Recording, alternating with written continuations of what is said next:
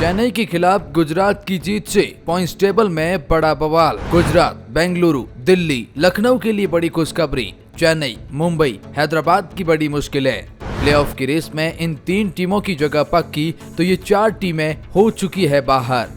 तो जी हाँ, जैसे जैसे आईपीएल 2024 अपने एंड सीजन की ओर बढ़ रहा है, वैसे वैसे पॉइंट्स टेबल और प्लेऑफ की रेस और भी ज्यादा इंटरेस्टिंग होती जा रही है।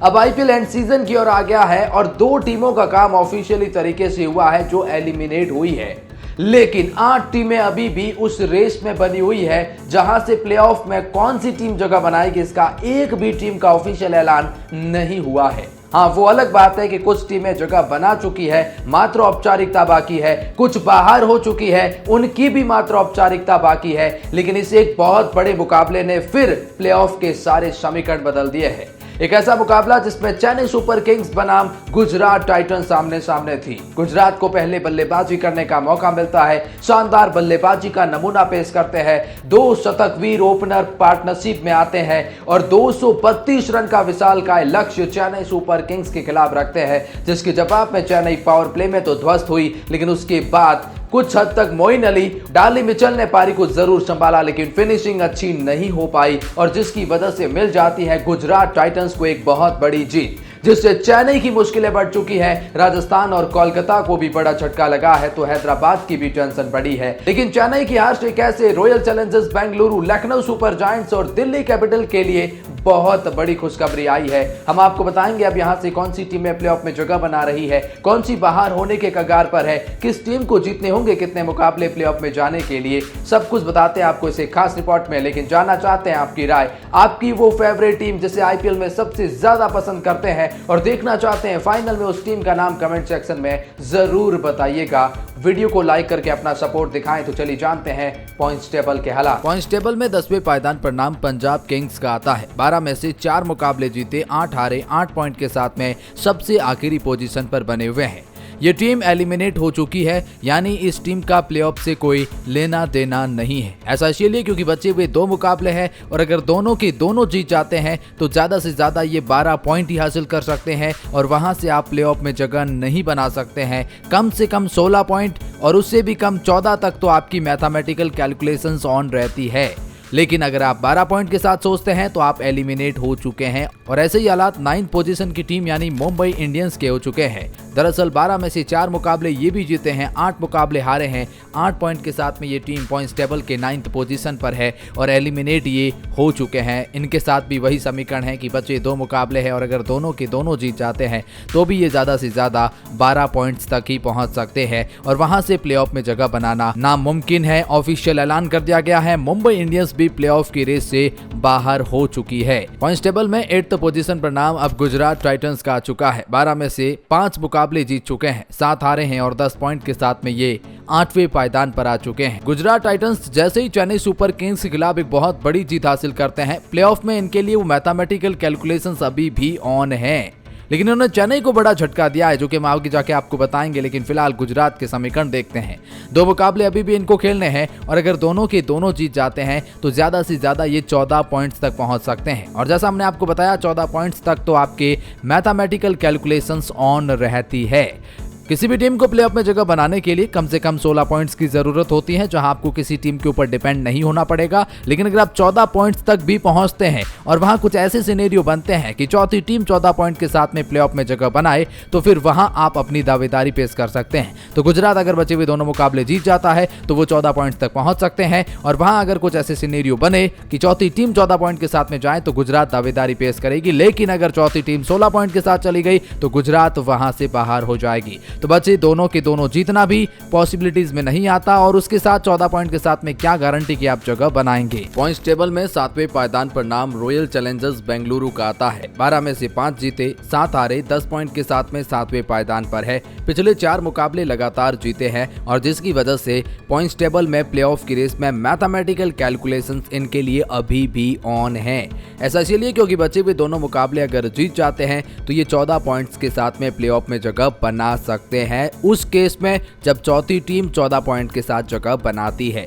लेकिन उसके लिए भी बचे हुए दोनों मुकाबले जीतने होंगे। एक मुकाबला दिल्ली के खिलाफ है, दूसरा मुकाबला चेन्नई सुपर किंग्स के खिलाफ है।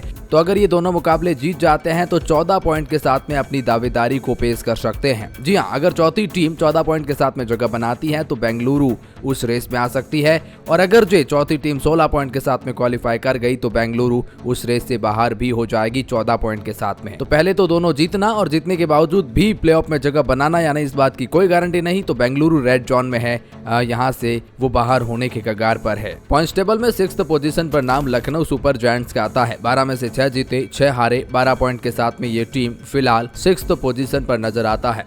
लखनऊ सुपर जायंट्स पिछले 4 में से 3 मुकाबले हारे हैं। प्लेऑफ में जगह बनाने के लिए 2 मुकाबले अभी भी इनको खेलने हैं, और अगर दोनों के दोनों जीत जाते हैं तो 16 पॉइंट के साथ में प्लेऑफ में अपनी दावेदारी पेश कर सकते हैं।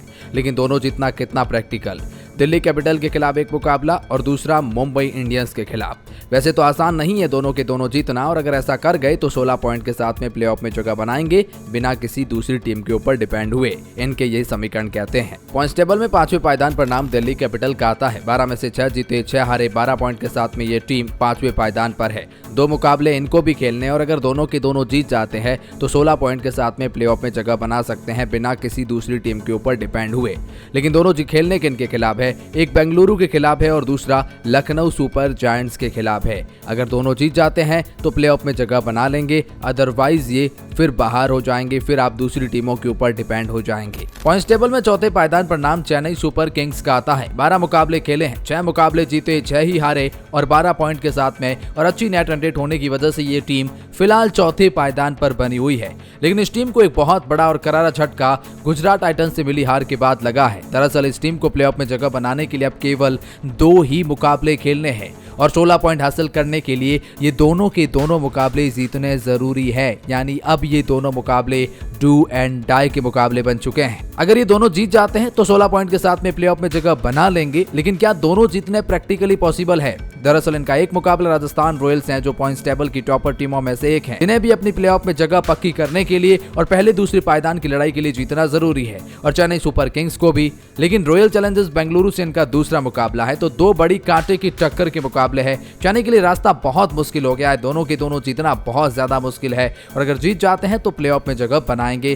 फिलहाल अगर चेन्नई ये मुकाबला जीत जाता तो जरूर वो 14 पॉइंट के साथ में प्लेऑफ में काफी करीब चले गए होते, फिर इतने ज्यादा डिफिकल्टीज नहीं बढ़ती। लेकिन फिलहाल चेन्नई 2 में से 2 जीतकर जगह तो बना सकते हैं। पॉइंट्स टेबल में तीसरे पायदान पर नाम सनराइजर हैदराबाद का आता है। 12 में से 7 जीते 5 हारे, 14 पॉइंट के साथ में ये टीम तीसरे पायदान पर आती है।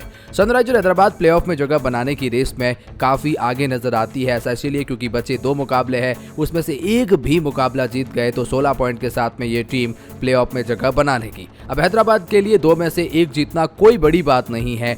इनके दोनों मुकाबले गुजरात और पंजाब किंग्स के खिलाफ है, तो हैदराबाद खुद को ग्रीन जोन में पाते हैं, क्योंकि 2 में से 1 इनके लिए बहुत आसान रास्ता हो जाता है। पॉइंट्स टेबल में दूसरे पायदान पर नाम राजस्थान रॉयल का आता है। 11 में से 8 जीते 3 हारे, 16 पॉइंट के साथ में ये टीम दूसरे पायदान पर है।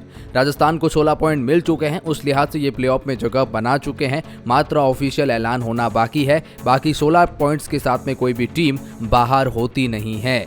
वैसे देखा जाए तो 3 मुकाबले और खेलने हैं। अगर वो जीतते हैं तो ये पहले और दूसरे पायदान पर खुद को खत्म करना चाहेंगे, इसमें कोई डाउट नहीं। और इसी तरह कोलकाता नाइट राइडर पहले पायदान पर आते हैं। 11 में से 8 जीते, 16 पॉइंट के साथ में पहले पायदान पर है। और जैसे हमने कहा 16 पॉइंट के साथ आप क्वालिफाई कर जाते हैं। इनका भी वही हाल है कि ये क्वालिफाई कर चुके हैं, मात्र ऑफिशियल ऐलान बाकी है। 16 पॉइंट के साथ में ये भी बाहर होने वाले नहीं है। हाँ, 3 मुकाबले इनको भी खेलने हैं और वो जीत कर ये पहले दूसरे पायदान पर खत्म करना चाहेंगे। तो कोलकाता और राजस्थान की प्लेऑफ में जगह पक्की हो चुकी है। हैदराबाद उस रेस में काफी आगे है। बाकी चेन्नई, दिल्ली, लखनऊ उस रेस में कांटे की टक्कर दे रही है, और आरसीबी और गुजरात दूसरी टीमों के ऊपर डिपेंड है।